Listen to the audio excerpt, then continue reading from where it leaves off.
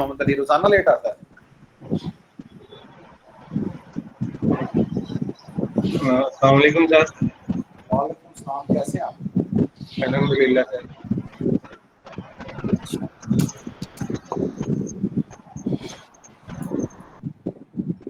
चलें जी, अच्छी बात है। आ गया मैं ये चार्जर लगा दूंगा। आ जाए बेटा, कैसे हैं आप?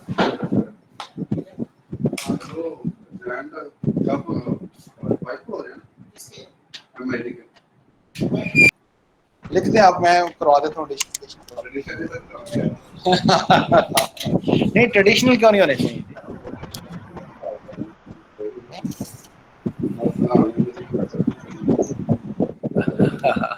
नहीं, असल में होनी तो कंसेप्चुअल स्टडी चाहिए। इसका मतलब ये मेथड ठीक है फिर।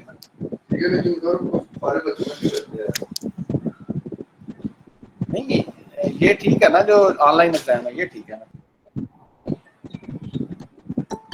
जिया तो आई नहीं अभी तक, उसको फोन करें जरा, आ जाए जल्दी जल्दी। अस्सलाम वालेकुम सर। हाँ जी जी, वालेकुम। बेटा आपके बाकी लोग नहीं आए, फरवा जरा मैसेज करें सबको जल्दी जल्दी ज्वाइन करना। जी सर।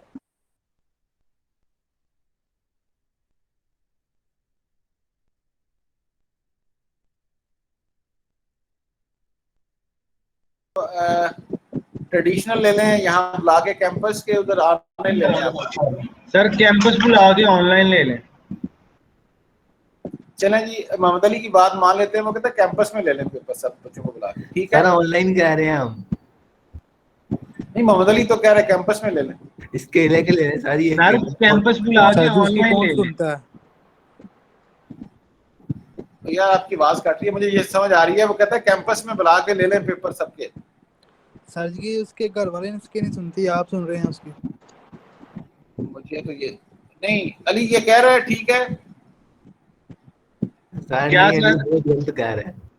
क्या सर? कैंपस में पेपर ले लें सर पेपर्स के बाद कैंपस में जो मर्जी कर ले, ऑनलाइन ही ले सर।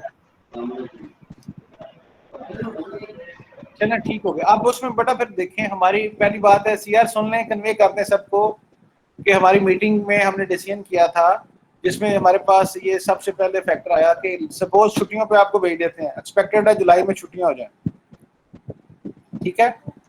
अगर चले जाते हैं छुट्टियों में और छुट्टियों के बाद आके अगर आप रेगुलर क्लासेस होती हैं यूनिवर्सिटी में, तो फिर आपके पेपर ऑनलाइन नहीं हो सकते,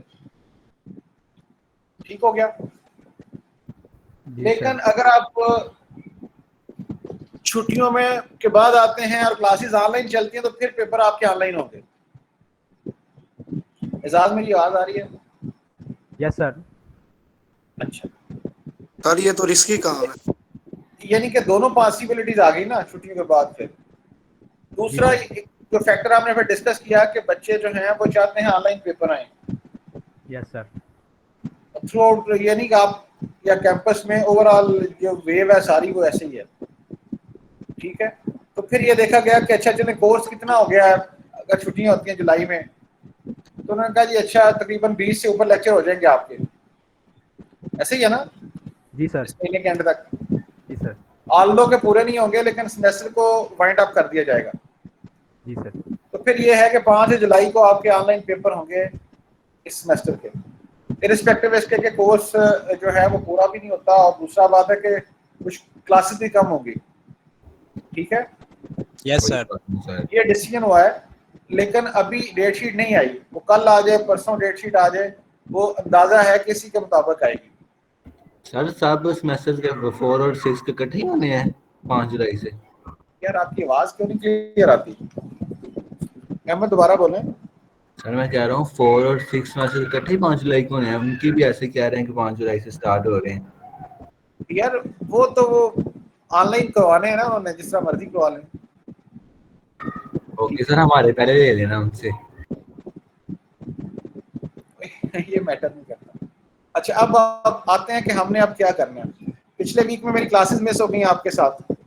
इंशाल्लाह मैं सैटरडे या संडे को मेकअप क्लास रख के तो मैं सीआर को इन्फॉर्म कर दूंगा। सीआर ठीक है? यस सर ठीक है। अच्छा नंबर 1।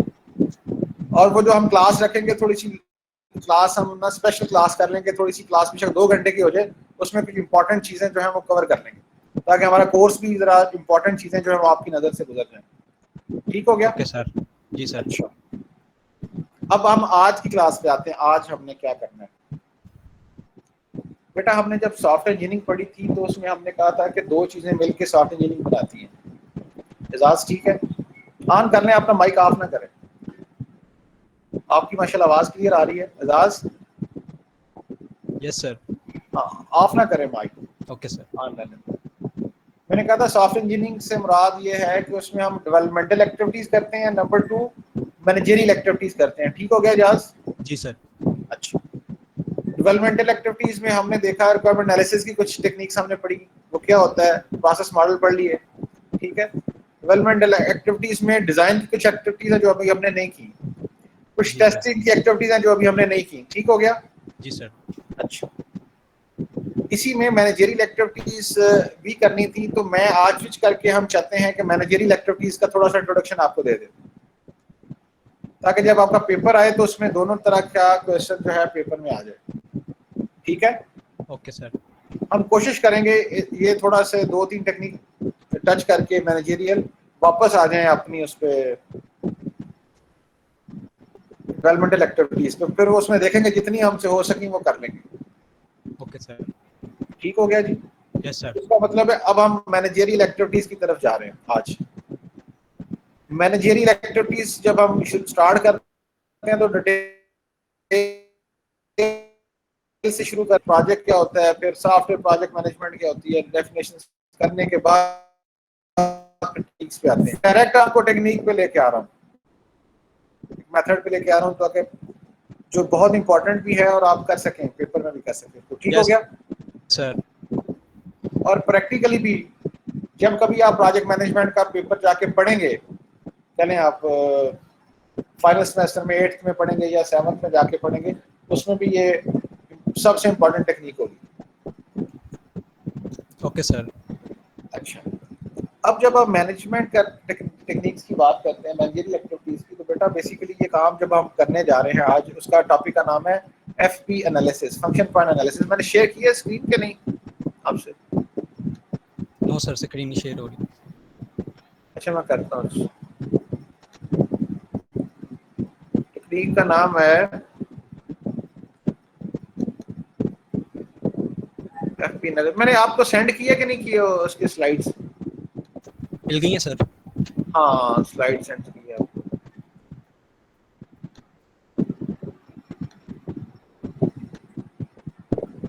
आपने स्लाइड्स पढ़ के डरना नहीं, ये मेरे एमी हैंडआउट्स लिखे हुए हैं अपने हाथ से। ठीक है?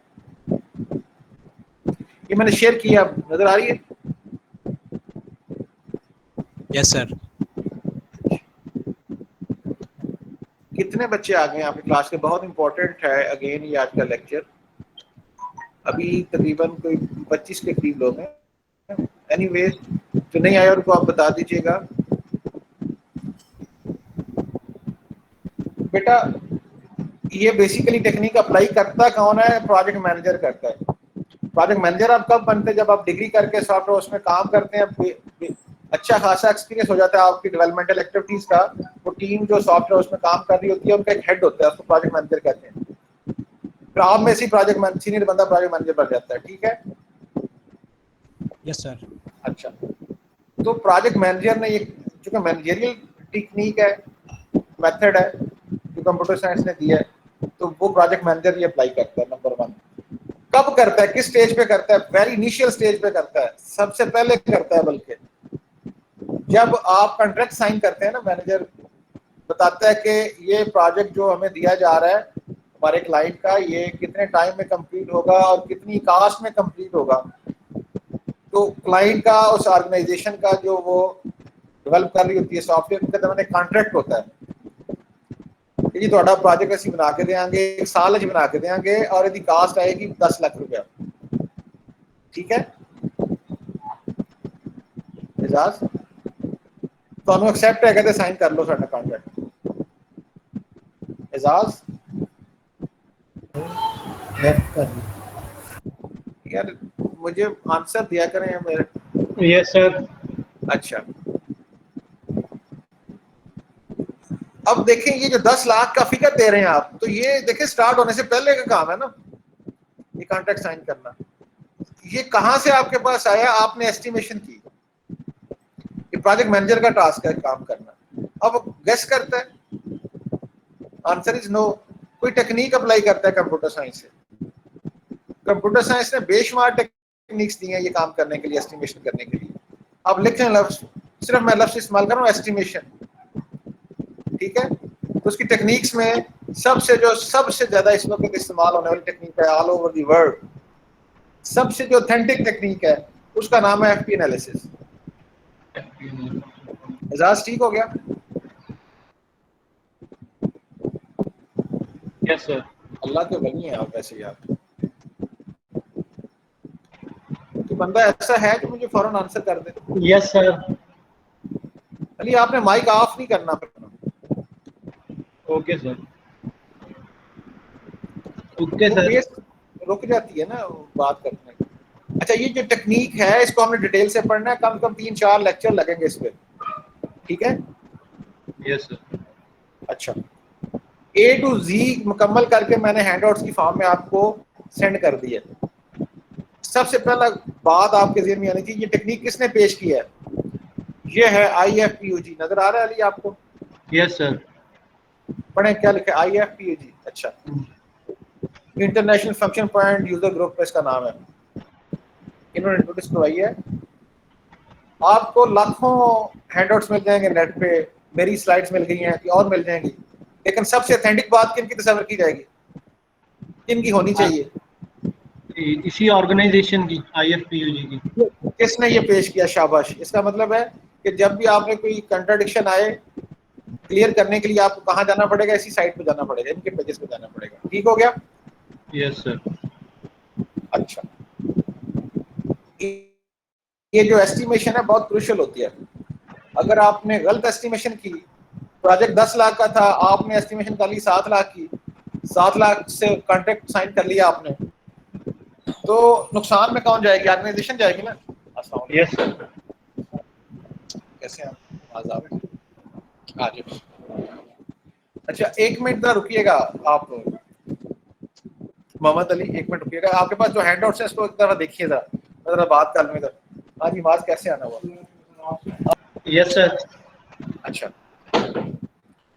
तो ये इतनी इंपॉर्टेंट टेक्निक है, जरा बात आप गौर से सुननी है। इसकी बकायदा सर्टिफिकेशन होती है। आईटी में सर्टिफिकेशन जानते हैं ना आप किस बला का नाम है? किसी खास स्पेसिफिक फील्ड में आप स्पेशलाइजेशन करते हैं, ठीक है? जी सर। ठीक हो गया? Yes sir. और सर्टिफिकेशन करवाते भी ये वाले हैं खुद, IFPUG वाले, और हजारों डॉलर फीस है इनकी इस टेक्निक की। और इनका दावा एक क्लेम है, कहते हैं जिन्होंने हमसे सर्टिफिकेशन किया है, अगर वो वाले अप्लाई करेंगे अपने प्रोजेक्ट में ये हमारी टेक्निक, वो वाले लोग सर्टिफाइड लोग, तो जो एस्टिमेशन है वो 10% से ज्यादा आगे पीछे नहीं होगी एग्जैक्ट से, एक्चुअल से। Okay sir. मैक्सिमम वेरिएशन उनकी कितनी आ सकती है? 10%। और जितनी टेक्निक्स इंसानों ने बनाई हुई है ना, मतलब मैन मेड टेक्निक्स एस्टिमेशन, अंदाजा ही कह सकते हैं ना आप इसे एस्टिमेशन को आसान लफ्जों में। अली ठीक है?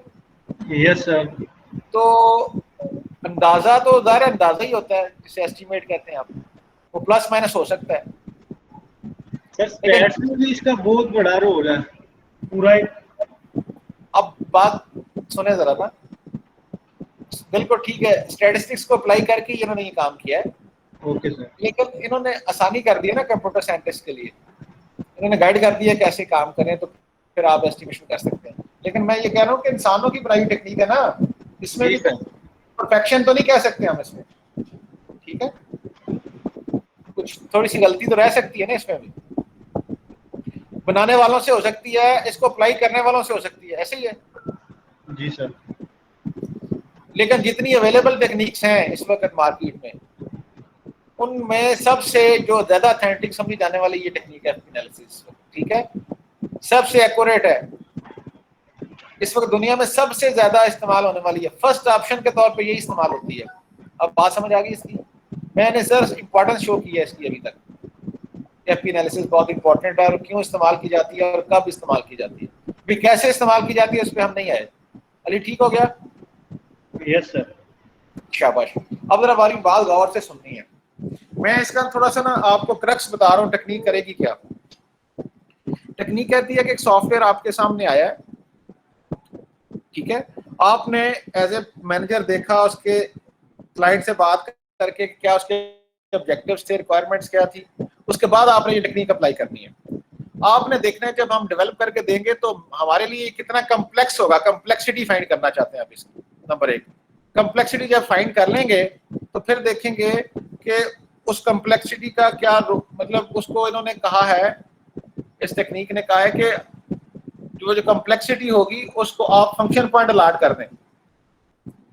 कम्प्लेक्सिटी की समझे रेंज बन गई है, एक लो से हाई की तरफ दरमियान में रेंज है, दरमियान में एवरेज आएगी, लो और एवरेज के दरमियान बेशुमार स्टेजेस आएंगी, एवरेज और हाई के दरमियान बेशुमार स्टेजेस आएंगी। यानी कि किसी भी प्रोजेक्ट की कम्प्लेक्सिटी जो है डेवलप करने में या लो हो सकती है या बहुत हाई हो सकती है। अली मेरी बात समझ रहे हैं आप? Yes sir. अच्छा, वो एक लंबी रेंज है लो से लेके हाई तक। Okay sir.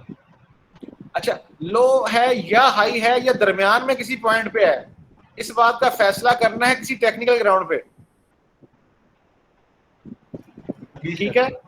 अच्छा, वो जो टेक्निकल ग्राउंड्स हैं, ये टेक्निक वाले कहते हैं वो फैक्टर्स हैं कुछ, वो 7 फैक्टर्स है।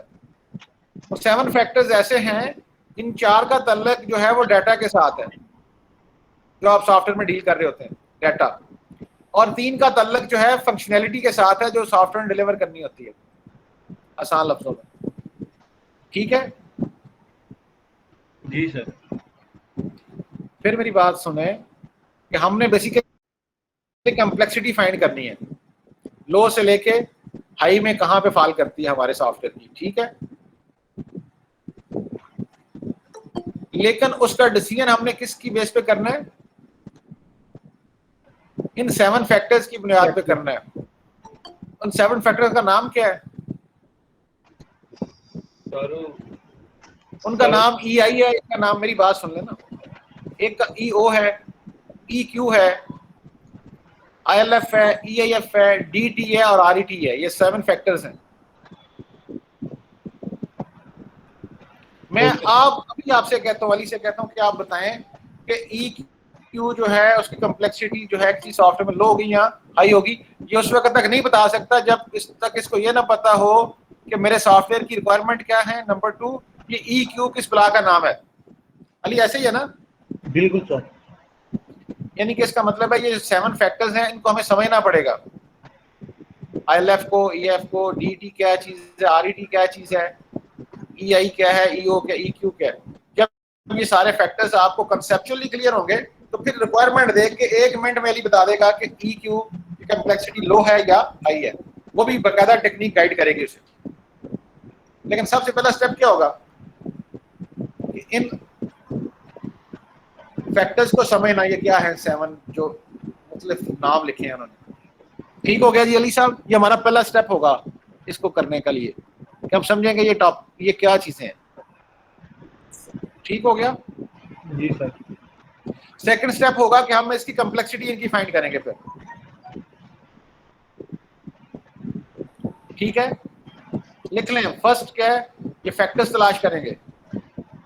सेकंड, इनकी कम्प्लेक्सिटी फाइंड करेंगे। अली लिखते जाओ साथ साथ। जी सर।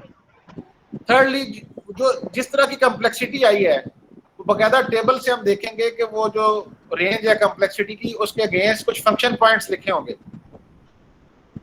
फर्ज कर लें कि लो कम्प्लेक्सिटी के 5 फंक्शन पॉइंट्स हैं, फर्ज करते हैं। वो बढ़ते जाएंगे आहिस्ता आहिस्ता, जितनी वो कम्प्लेक्सिटी बढ़ती जाएगी। फर्ज किया हाई पे आए हैं तो उसके अगेंस्ट लिखेंगे 20 फंक्शन पॉइंट्स। ठीक हो गया जी सर।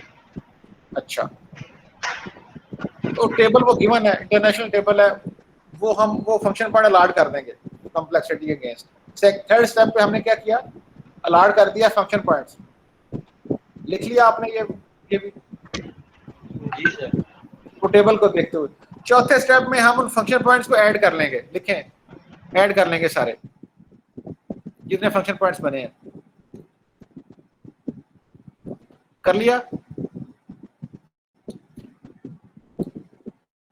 फर्ज कर लें, सपोज कर लें कि टोटल बनता है 100 फंक्शन पॉइंट्स, लिखें इधर। कर लिया? Yes sir. अब आप लिखें ये 100 फंक्शन पॉइंट्स हैं, इसके इक्वल टू लिखें this is the size of the software.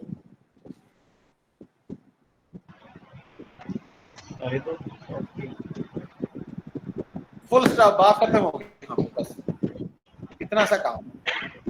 अब मुझे बताएं ये 3-4 स्टेप्स क्या लिखे हैं आपने, रिपीट करेंगे।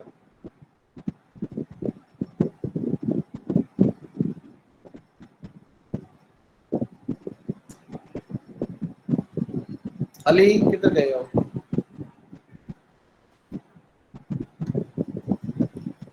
अली किधर गए हैं आप? Yes sir. हाँ बताएं ये 4 पॉइंट्स क्या लिखे हैं आपने? सर 4 पॉइंट्स, पहला पॉइंट तो रेंज हम देखेंगे कि हम किस लेवल पे हैं। नहीं, पहला पॉइंट ही मिस कर दिया आपने ना पुत्र। पहला पॉइंट है ये 7 फैक्टर्स तलाश करेंगे। जी, फैक्टर्स तलाश करना और उसकी रेंज पे देखना। दूसरा वो सेकंड स्टेप है, वो बेटा बात सुनो से, वो सेकंड स्टेप है, कॉम्प्लेक्सिटी की रेंज देखना लो से लेके हाई तक। जी सर। ठीक हो गया। थर्ड स्टेप क्या है? थर्ड स्टेप है वो जो कम्प्लेक्सिटी है हमारी, अगर लो पे है तो कौन से पॉइंट्स उसने असाइन किए हैं उसे कम्प्लेक्सिटी के। हाँ, वो टेबल हमने देख के वो फंक्शन पर allotment of the function point आ गया। ठीक हो गया। और चौथे स्टेप पे क्या किया आपने? चौथे स्टेप पे उनको रिजॉल्व ऐड कर लिया है। ऐड कर लिया। तो फिर क्या लिखा मैंने ऐड करके, क्या कहा था, क्या लिखे? फर्ज कर लें कितने आए हैं वो? इजी वो सॉफ्टवेयर का। अली कोई हाल नहीं तोड़ा यार। सर मैं घर में ही हूँ, ऑफिस बैठ के लेक्चर ले रहा हूँ, रजिस्टर पास नहीं है, सॉरी। नहीं सारी से तो पुत्र काम अब नहीं चलेगा ना। अब मैंने कहा लिखें फिर के वो टोटल करके कितने आए हैं? 100 आ गए हैं फर्ज कर लें। ठीक है जी सर। तो 100 के आगे मैंने कुछ लिखवाया। 100 क्या है? Function points. 100 क्या है? फंक्शन पॉइंट्स, सॉफ्टवेयर के पॉइंट्स आपने कहा। नहीं सॉफ्टवेयर के पॉइंट नहीं आगे, कहा जाएगा साइज ऑफ द सॉफ्टवेयर। क्या कहा जाएगा? Size of the software sir. In terms of function points. ठीक हो गया ना? Yes sir. यहां तक फुल स्टॉप हमने किया। अहमद आपको बात समझ आई है बेटा? Yes sir. अच्छा अब जरा बात को सम अप करें। देखिए जितना कॉम्प्लेक्स सॉफ्टवेयर होता जाएगा, बड़ा सॉफ्टवेयर होता जाएगा, ये फंक्शन पॉइंट की तादाद बढ़ती जाएगी, 100 से बढ़ती जाएगी। ठीक हो गया ना? 1000 हो जाएगी, 2000 हो जाएगी। जितना लो कॉम्प्लेक्सिटी पे आता जाएगा, सॉफ्टवेयर छोटा होता जाएगा, ये फंक्शन पॉइंट की तादाद कम होती जाएगी। ठीक हो गया? अहमद ठीक हो गया? Yes sir. अच्छा अब जरा बात सुननी है। यहाँ पे टेक्निक खत्म हो जाती है, आके खत्म हो गई। अब ये है कि ये गिवन होता है कि एक फंक्शन पॉइंट की कास्ट कितनी है। फर्स्ट किया कि एक फंक्शन पॉइंट की कास्ट $1000 है। Okay sir. तो आपके पास अगर 100 फंक्शन पॉइंट्स निकले हैं तो वो कैसे फाइंड करेंगे एस्टिमेशन में कास्ट? 1000 को किससे मल्टीप्लाई करेंगे आप? 100 से। 100 से। तो आपके पास एस्टिमेटेड कास्ट आ जाएगी। ठीक हो गया? Yes sir. अगर आपके फंक्शन पॉइंट का साइज, जो सॉफ्टवेयर का साइज है वो 200 फंक्शन पॉइंट निकला है, तो 1000 को किससे मल्टीप्लाई कर देंगे? 200 से आप, तो वो आपके एस्टिमेटेड कास्ट आ जाएगी। ये है टेक्निक टोटल जो आपने अप्लाई करनी है। ठीक हो गया? Yes sir. तो इसका मतलब है कि ये 7 जो है डिफरेंट रिलेटेड फैक्टर्स, इनको हमने स्टडी पहले करना है, फिर वहां तक पहुंचना है। ये मेथड आपको कास्ट नहीं बताता, ये बेसिकली आपको एस्टिमेटेड साइज बता देगा सॉफ्टवेयर का कितना है in terms of function points. Ahmed अब बात समझ आ रही है? तो फिर वहां से आप कास्ट एस्टिमेट कर लेते हैं, क्योंकि एक फंक्शन पॉइंट कास्ट पहले से आपको पता होती है। ठीक हो गया? Yes sir. और ये आखिरी लाइन पढ़े अली, अहमद आप पढ़े, ये आखिरी थर्ड पॉइंट पढ़े बस।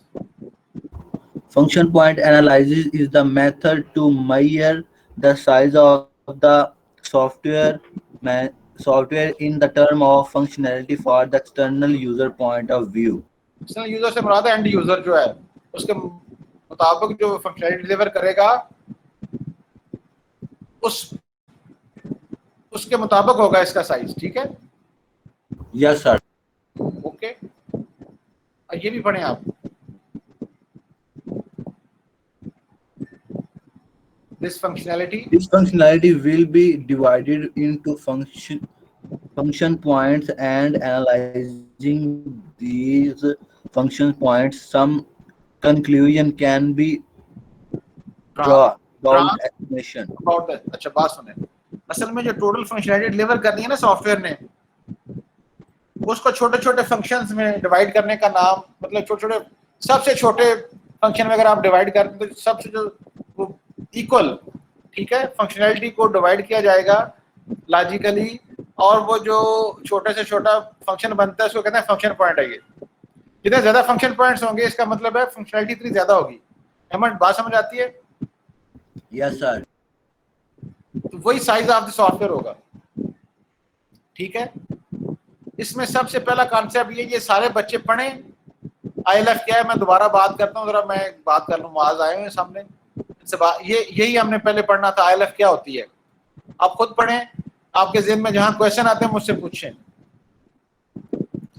ये पहला वो फैक्टर है जिसको हमें समझना है क्या चीज़ है ये, तो खुद पढ़ेंगे सारे। जी मुआज कहना चाहते हैं? कब से तैयार हो गया है?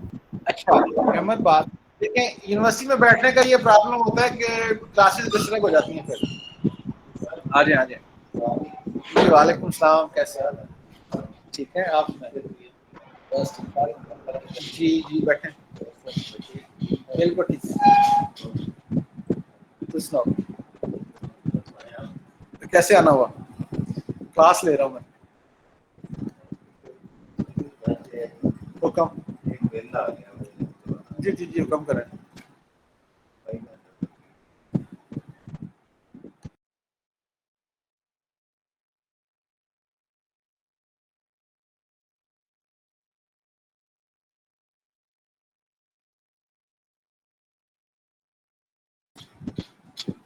अच्छा जी, मैं बात हमने की थी, डिस्टरबेंस आ गई अली, मेरी आवाज आ रही है?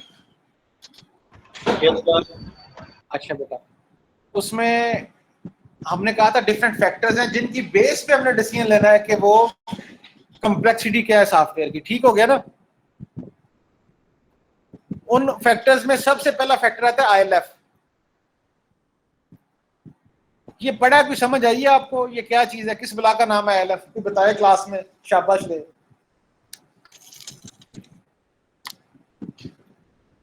क्लास में बताए कि क्या होता है ILF? हाँ जी, कैसे हैं बेटा आप? सर मिल लिया सर को। अच्छा, आमिर साहब क्या कहते हैं? सर ने बताया आगे के मजीद काम जो है ना वो कह रहे हैं टेस्ट वगैरह ना करें, वो टेबल बना दीजिए, सेंड करें। फिर मैं सर को पूछा सर छुट्टियां हो जानी है तो कैसे करें? हाँ सर कहते हैं हम रीडिंग करें। चले, तो अब तो परेशान नहीं आप? नहीं सर, आपको थैंक यू बोल रही नहीं नहीं नहीं, कोई बात नहीं, आप मेरा सलाम बस दे दिया करें उनको, आमिर साहब, ठीक है? और बहुत सारी तो दुआएं मैं क्लास ले रहा हूँ, ठीक है? कोई मसला तो मुझे बताना आपने। अल्लाह हाफिज़। अच्छा अली, ये पढ़ी ILF क्या है? सर ये group of logically related data होगा, हाँ हाँ, में यूज होगा उस डाटा को मेंटेन करने के लिए, होल्ड करने के लिए शायद। अच्छा, ये जो लफ्ज़ आपने इस्तेमाल किया ना, मेरी बात सुने, लेकिन हर मीनिंग, हर बात का कुछ मीनिंग है खास। Group of logical related data, यहाँ पे बात रुके। Group of logical related data से मुराद क्या है जो आप लफ्ज़ इस्तेमाल कर रहे हैं? सर जो भी डाटा हम एप्लीकेशन के लिए होगा, मतलब कलेक्ट किया होगा, उस एप्लीकेशन से रिलेटेड डाटा होगा जो। नहीं, ये जो टर्म इस्तेमाल होती है ना, ये टर्म आपकी डेटाबेस में भी इस्तेमाल होती है। अली, आपने पढ़ी है ना डेटाबेस? Ahmad, Yes, sir. उसमें बड़ा लॉजिकल रिलेटेड डाटा किसे कहते हैं आप? सर ये वाला टॉपिक थोड़ा नहीं था। कोई हाल नहीं है आपका बस। अली आपने नहीं पढ़ा? सर रिलेशनल डेटाबेसेस बड़े हैं। मैं और पूछ रहा हूँ कुछ चीज। रिलेशन डेटाबेस तो ओवरऑल कॉन्सेप्ट है ना, लॉजिकल रिलेटेड डाटा क्या होता है? सर जो एक दूसरे से लिंक कर रहा हो, मसलन मसलन मैं एक अगर एंटिटी हूँ तो पहले मेरा नाम आएगा, मेरा रोल नंबर। शाबाश, ठीक है, ठीक कह रहे हैं आप। बात सुने, शाबाश, ठीक है। मसलन स्टूडेंट एक एंटिटी है, ठीक है, तो स्टूडेंट के रिलेटेड जो डाटा होगा, मसलन स्टूडेंट का आईडी, स्टूडेंट का नाम, रोल नंबर, एड्रेस, स्टूडेंट का जीपीए, स्टूडेंट का सारा कुछ जो है वो आपस में क्या है, लॉजिकली रिलेटेड डाटा का ग्रुप है। जी सर। साइन करने पड़ेंगे सर?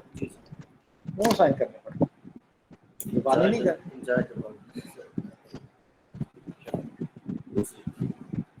दूसरी क्या चीज है? फिर ये टूटी खराब है। हाँ जी, डिपार्टमेंट का लेकर खराब हो गया। ठीक है, ये टूटी है।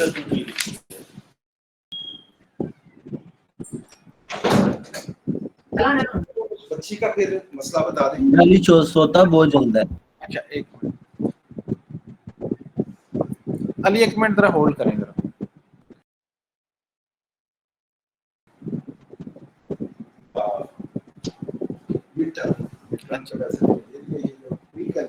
हाँ हाँ, ठीक हो गया, ठीक हो गया सर।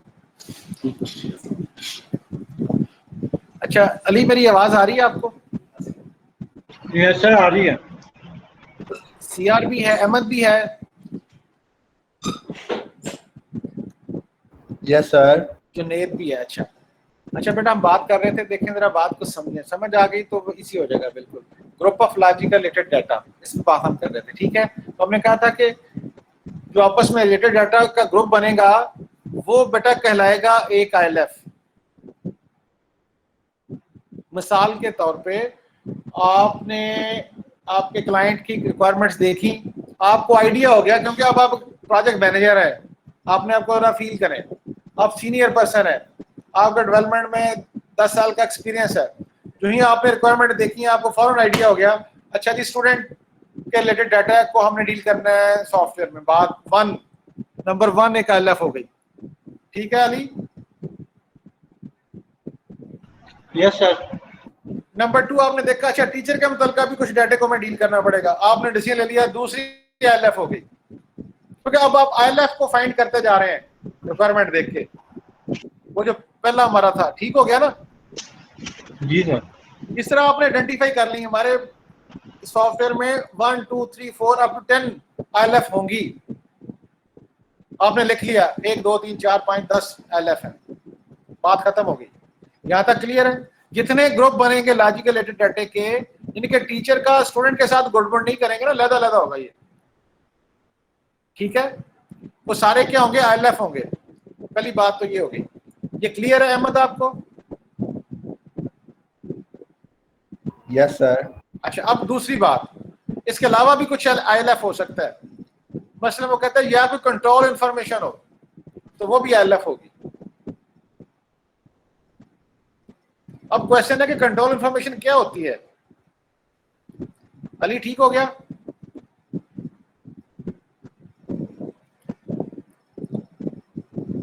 ये हमें पता होना चाहिए ना पहले, फिर ही हम कहेंगे आईएलएफ है। Hello yes sir. अली हो जाता सर। अली को छोड़ दें, अहमद आप बात करें। Yes sir. कंट्रोल इंफॉर्मेशन पता डाटा होता है कोई जो इन्फ्लुएंस करता है, दैट इन्फ्लुएंसेस एन प्रोसेस, किसी एलिमेंट्री प्रोसेस को इन्फ्लुएंस करेगा, ट्रिगर करेगा या जनरेट करेगा, ठीक है? बस यस सर। तो उर्दू में मैंने लिखा है जिसकी बेस पे कोई इवेंट हो सकता हो, वो डाटा कहलाता है कंट्रोल इंफॉर्मेशन। मिसाल के तौर पे अहमद, आप सोने से पहले अलार्म लगा दिया आपने अपने मोबाइल पे, लिख दिया जी 4 बजे मुझे उठा दे नमाज के लिए, ठीक है।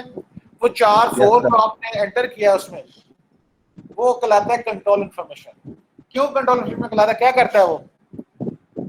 सर वो टाइम 4 बजे आएगा इवेंट तो वो इंफॉर्मेशन जो है, वो डाटा जो है, वो क्या करेगा, एक इवेंट को जनरेट कर देगा, यस सर, इन्फ्लुएंस कर देगा एक प्रोसेस को, और प्रोसेस क्या होगा कि वो घंटी ऑन हो जाएगी, ठीक है।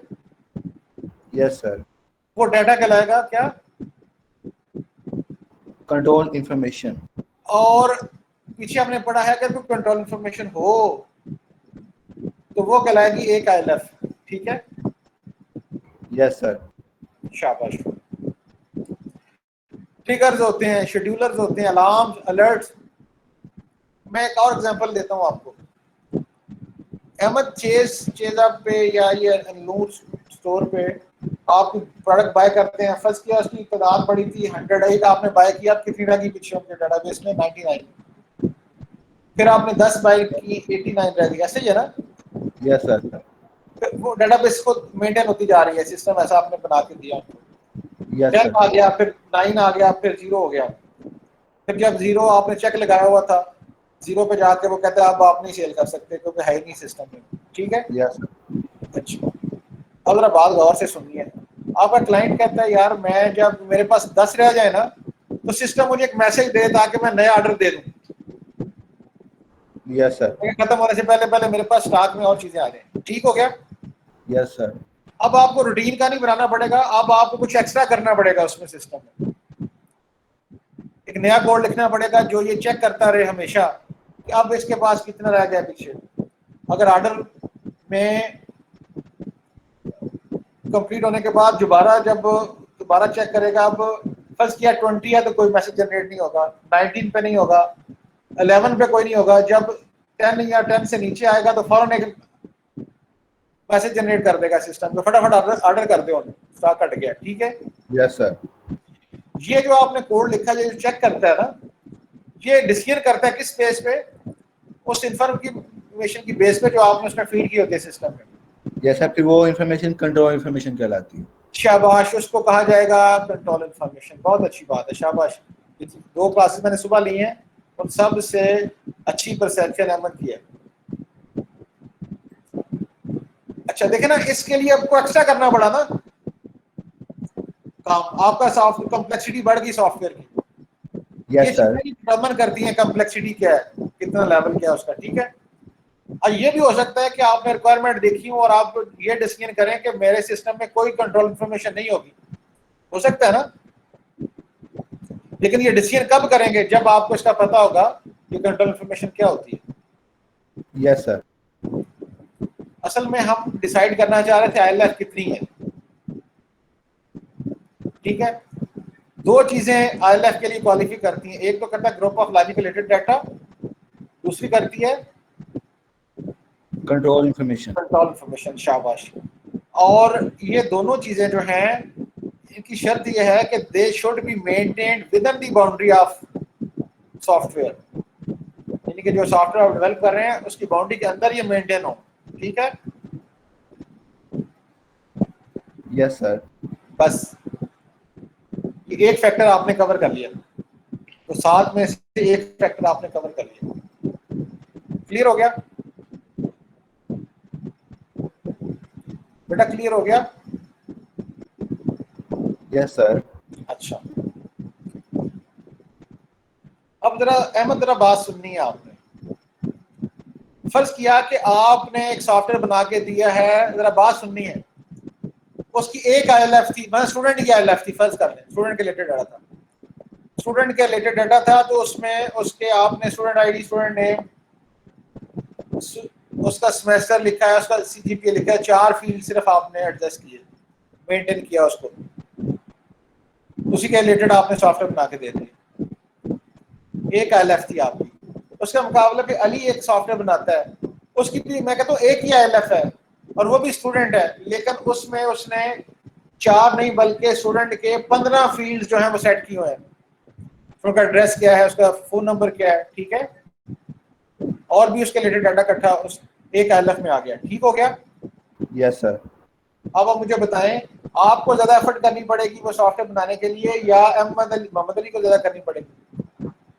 अली को करनी पड़ी है ज़ाहिर सी बात है, उसके अंदर क्योंकि उसके फंक्शनैलिटी हाँ है। नंबर ऑफ फील्ड्स बढ़ गई। शाबाश, तो ये बात ध्यान में रखिए।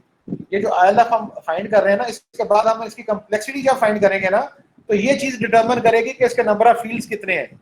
जिस आईएलएफ के नंबर ऑफ फील्ड्स ज्यादा होंगे, डेफिनेटली क्या होगी इसकी कम्प्लेक्सिटी ज्यादा होगी। ज्यादा होगी डेवलप करने की। ज़रा अगर उस पर क्यूरी लगानी है तो ज्यादा चीजों को उठाया जा सकता है, ऐसे ही है ना? Yes sir. यहाँ पे रुके, एक और टेक्निकल बात मैं बताता हूँ। आपके पास जो कह लें आप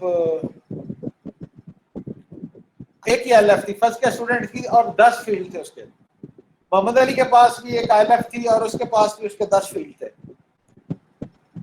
अब ज़ाहिरन तो हो गया कि दोनों की कम्प्लेक्सिटी सेम हो जाएगी, ऐसे ही है ना? Yes sir. अच्छा, मैं कहता हूँ कि अहमद ने क्या किया कि इस आईएलएफ का जब डेटाबेस डिजाइन करनी है तो इसके ज़हन में मैं एक ही टेबल बनाऊंगा, ठीक है? यस। मोहम्मद अली कहता है मैं इसके 2 टेबल बना दूंगा, एक पेरेंट टेबल होगा, एक चाइल्ड टेबल होगा। दोनों के नाम डिफरेंट हो जाएंगे ना टेबल के। Yes sir. अच्छा, अब जब क्यूरी लगानी है, कुछ इन्फॉर्मेशन लेनी है, तो अहमद के लिए क्यूरी लगाना आसान है क्योंकि सिलेक्ट का एक ही टेबल होगा क्यूरी के लिए, ठीक है? Yes sir. जबकि मोहम्मद अली में 2 डिफरेंट क्यूरीज लगेगी सिलेक्ट, क्योंकि टेबलों के नाम डिफरेंट है। Yes sir. तो वहां पे कम्प्लेक्सिटी बढ़ जाएगी ना फिर। Yes sir. आप लोग के वो सॉफ्टवेयर अच्छा हो जाएगा, नॉर्मलाइजेशन होगी उसमें, लेकिन एफर्ट तो बढ़ गई ना डेवलप करने की, कम्प्लेक्सिटी बढ़ गई। बात समझ आती है? सर। बात समझ आती है? Yes sir. अब दोबारा बात सुननी है। हम तलाश कर रहे थे आईएलएफ, हमने तलाश करनी थी इसकी कम्प्लेक्सिटी। आईएलएफ की कम्प्लेक्सिटी का दारोमदार 2 चीजों पे है। एक तो उसके नंबर ऑफ फील्ड्स कितने हैं, यानी कि डाटा आइटम्स कितनी है उसमें, ठीक है? Yes sir. Student ID, student name, इनका टेक्निकल नाम वो देता है डीईटी कहता है इनको, डाटा एलिमेंट टाइप कहता है, ठीक हो गया? जितने डीटी ज्यादा होंगे आईएलएफ के उतनी कम्प्लेक्सिटी बढ़ जाएगी, ठीक हो गया Ahmed? Yes sir. Number 2, complexity depend करती है कितने टेबल में इंप्लीमेंट होगा ये, ठीक है? तो एक ही टेबल में इंप्लीमेंट होना है तो उसे कहते हैं आरईटी, क्या कहते हैं, रिकॉर्ड एलिमेंट टाइप।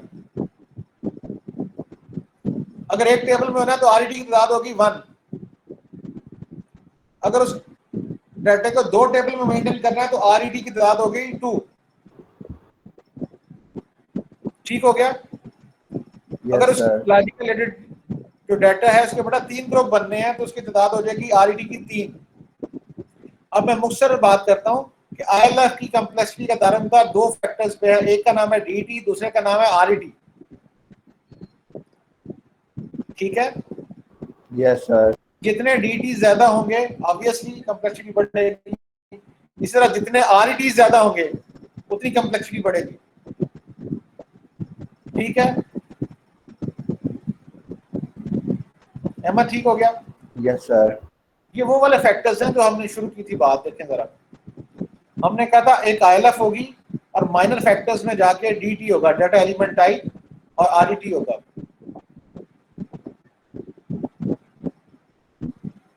ठीक है? Yes sir. अब मैं आपको आईएलएफ से उठा के डीटीज पे ले जाता हूँ।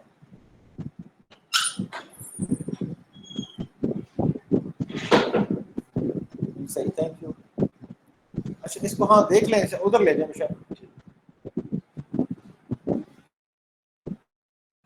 इसमें वो काम वाली है तो वो दे दें, एक काम वाली शायद होगी। डीटी क्या होता है ये पढ़े जरा क्या लिखा है? is a unique user recognizable non-repeated field। समझ आ गई? Yes sir. टेबल, रिलेशन या एटॉमिक एलिमेंट में एलिमेंट्स, हाँ, मतलब उसमें जो नॉन रिपीटेड फील्ड्स होते हैं वो कहलाते हैं डीटीज। यानी कि वो जो ग्रुप लॉजिकल रिलेटेड डाटा का ग्रुप बनाया है उसमें नॉन रिपीटेड जो फील्ड्स होंगे वो क्या कहलाएंगे? DETs. DT। ये टर्म आपको इस्तेमाल होनी चाहिए, DT क्या है, ठीक है। अच्छा, रिकॉर्ड RET क्या है? Is a user Recognizable subgroup of the data elements within an ILF. ILF के जो सब ग्रुप बनते हैं, जी। ओवरऑल लॉजिकल डाटा का ग्रुप था ना, उसको दो ग्रुप्स में डिवाइड कर दिया, तो हम कहेंगे RET कितने हो गए? 2। अगर आप नहीं डिवाइड करते, वो एक ही पूरा ग्रुप रहता है, तो ILF की तादाद, RET की तादाद कितनी हो जाएगी? 1। ठीक है। Yes sir. वो एग्जांपल दे रहा है, फॉर एग्जांपल डिपेंडेंट टेबल है, डिपेंडेंट्स ऑफ लाई टेबल, मतलब एक ही को आपने एक पेरेंट बना लिया, दूसरे को आपने चाइल्ड टेबल बना लिया, उसी के रिलेटेड डाटे को नीचे ले गए आप, और वो आप जो किस तरह करते हैं, रिलेशनशिप डेवलप करते हैं कि उसकी प्राइमरी की दूसरे की क्या बन जाती है जाके फॉरेन की, तो उनमें रिलेशनशिप डेवलप हो जाता है। ये किया डेटाबेस में आपने? Yes sir. हाँ, शाबाश।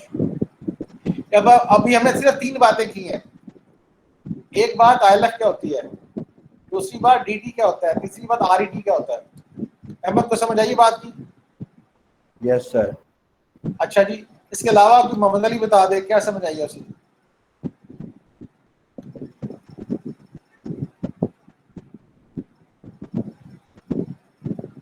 मोहम्मद अली नहीं है क्लास में? अनीक बता दे, शाबाश, अनीक शरीफ आदमी है। सर मैंने ना अभी ज्वाइन किया, मेरा इंटरनेट का प्रॉब्लम आ रहा तो बीच में से कट जाता बार बार। अनीक शरीफ आदमी तो है, लेकिन उसका इंटरनेट का प्रॉब्लम आता है। ठीक हो गया? जी सर। अच्छा वो कहता है हाँ मैं शरीफ आदमी। फरवा बता दे, शाबाश बेटा, क्या समझ आई आपको? सर आपने ILF, DET और RET के बारे में बताया है कि ILF होता है लॉजिकल रिलेटेड डाटा, मतलब हम किसी भी एंटिटी के रिलेटेड जो डाटा इकट्ठा करते हैं, वो एक ILF होगा। जी सर, वो एक ILF होगा। और हमने ये तलाश करना कि टोटल कितने ILF बनते हैं हमारे सिस्टम, इसके मतलब जितने ज्यादा ILF बनेंगे उतना कम्प्लेक्स सॉफ्टवेयर हो जाएगा ना। जी सर। ठीक है। साढ़े IT का अच्छा, दूसरा वाले मैडम आता ना क्या जी को ना कल ना एक पेपर है पुराना पे, या मैं उन्होंने कर देना वो फॉरवर्ड, ठीक है, उन्होंने फॉरवर्ड कर देना, वो मंगया ना एग्जाम वाला, ठीक है। वो बंदा चला गया जो बेचारा आया सी बेटी वास्ते, आना है ना, चलो आना है तो बेहतर है कि आप, हाँ बिल्कुल, हाँ बिल्कुल, हाँ जी बेटा। एक तो था ILF, ऐसे ही है ना? जी सर।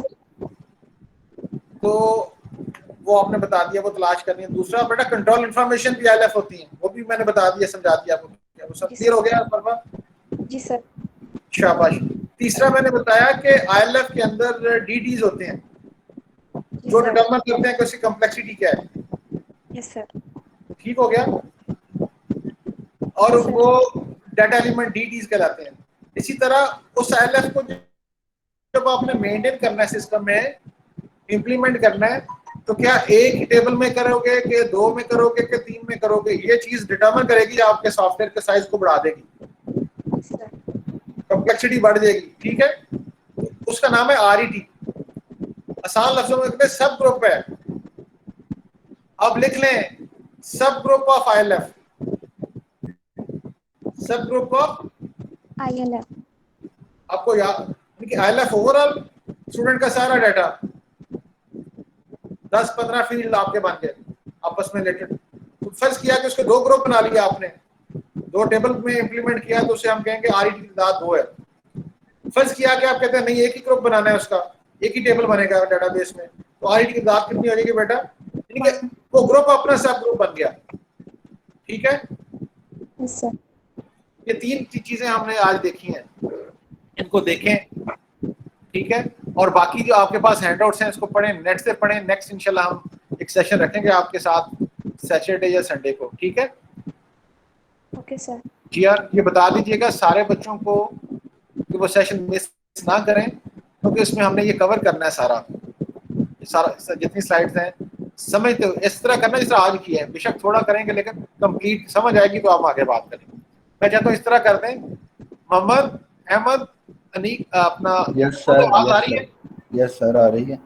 तो जिस तरह सर्टिफिकेशन वाले करवाते हैं आपको, तो जो वो सर्टिफिकेशन की फीस है ना, वो अहमद जो है वो इकट्ठी करके तो पार्टी कर देगा क्लास में। सर्टिफिकेशन? बेटा ये सर्टिफिकेशन ही तो हो रही है इसकी। यस सर, ठीक है। यानी कि हमारे कोर्स में शायद इतनी डिटेल के साथ ना हो, ये इसका जस्ट इंट्रोडक्शन है, लेकिन हम Yes, इसको sir. डिटेल के साथ कर रहे हैं इस टेक्निक को, ताकि जिंदगी में कभी अप्लाई करना पड़े, आपको मैनेजर बने आप तो ये कर सकें। सर सुना था कि ये सब्जेक्ट बहुत ही मतलब ना खुशक है, लेकिन आपसे पढ़ के मजा ही आ गया पढ़ने का। नहीं अभी तो डिस्टर्ब होती नहीं क्लासेस, इट्स कोई खुशक नहीं है, कोई खुशक नहीं है, ऐसी कोई बात नहीं है। कोई भी सब्जेक्ट खुशक नहीं होता, सिर्फ आपके इंटरेस्ट की बात होती है। Yes sir. हर वो चीज खुशक होती है जिसमें आपका इंटरेस्ट नहीं होता। सर टीचर भी पढ़ाने वाले मजेदार हो तो फिर पता नहीं चलता कौन सा सब्जेक्ट है, कौन सा मर्जी जी यार, इसके नंबर ऐड कर लें, 10 नंबर दे दें इसको, इतनी तारीफें कर रहे हैं टीचर की।